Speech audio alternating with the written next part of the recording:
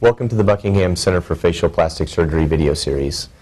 Tonight we're going to be talking about chin augmentation, both as a standalone procedure and as it relates to the lower face in facelifting and to the proportions of the nose in rhinoplasty. So a chin augmentation is basically performed for individuals whose chin is weak. It just doesn't have the anterior or the projection on the lateral view or side view sticking out as far as it should. Now, some people also have a deficiency in the vertical height of the chin, and that can be addressed at the same time. One of the things that we do when we analyze somebody for a weak chin is the first thing to look at is what's their bite like. In other words, how do their teeth come together? It's important that we make the patients aware of this because we don't want to bring the chin out alone while leaving the teeth in their natural position if there's a significant overbite, or in other words, the top teeth come out way in front of the bottom teeth, or the bottom teeth therefore need to come out to be with the top teeth. So we'll look at the patient's bite, determine whether they have normal occlusion or abnormal occlusion. If they have abnormal occlusion, then we'll talk to them about the possibility of seeing an oral surgeon and doing a more involved procedure to make cuts in the bone and bring the teeth forward so that the chin comes forward with that. That's not the usual situation. Most people have undergone orthodontic treatment as a child and their teeth are in normal occlusion. It's just the fact that their jaw is a little bit small, and so in that particular case, an implant is a much less invasive procedure than doing something that involves cutting the bone, and that's typically what we'll do.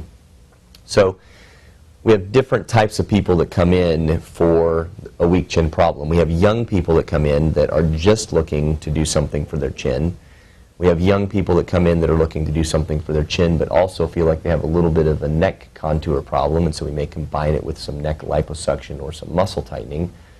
We have people that come in with a weak chin and a big nose, in which we could do the chin in conjunction with rhinoplasty. And then we have people that come in for facelifting with a weak chin, and the weak chin, by correcting that, will improve the results of their facelift. So all of those different scenarios go into an effective and helpful chin augmentation. So talk a little bit about how we do a chin augmentation, and then we'll talk about how it relates to rhinoplasty and facelifting a little bit more. So the chin augmentation, we use a side-elastic chin implant. They come in multiple shapes and sizes, so we tailor that to individual needs for the patient. We believe in placing them through what's called a submental incision. The alternative to that is placing them through an incision inside the mouth. I don't like to do it that way, not because of infection or anything else, but solely because when you go through the mouth, you're detaching the attachment of the muscle from the chin to the lip in that location, and it's very difficult to reapproximate that muscle and get it back where it needs to be, and it can lead to some contour issues.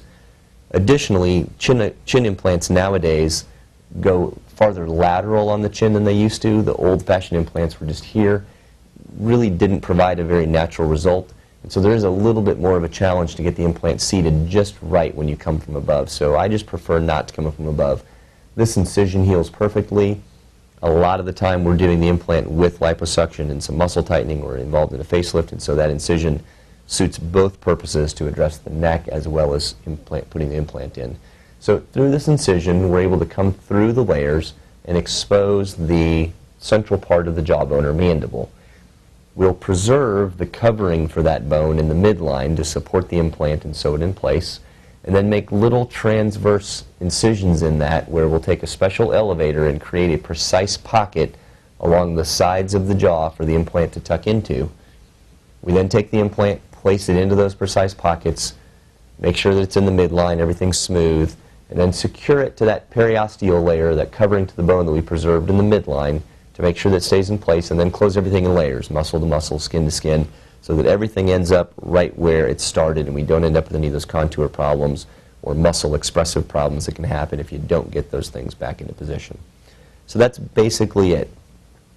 If we're combining that for somebody with just a little bit of a neck redundancy, then we'll also perform a little liposuction in the neck and tie that muscle together, or platysmoplasty, bringing those muscles and tightening up and supporting the neck. Now, in regards to how chin implantation affects rhinoplasty, everything on the face is relative, and so different things on the nose are relative. You can have a very round or bulbous looking tip that looks that way, not because the tip is round or bulbous, but because the middle third of the nose is too narrow.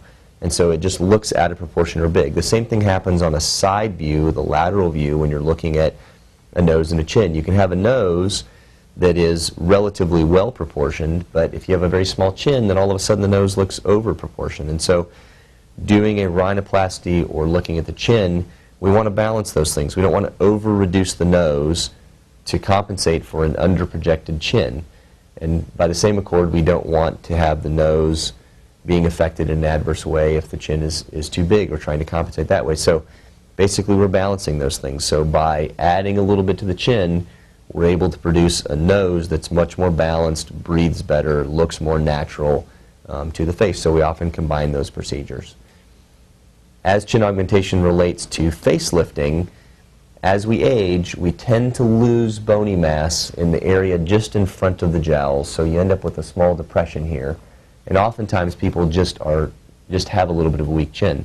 So by adding a little projection to the chin and filling in this pre-jowl sulcus, we can enhance the jawline as well as increase the distance from the angle of the neck to where the chin is, which allows us with the lifting procedure to get a better result and lift the neck more definitively.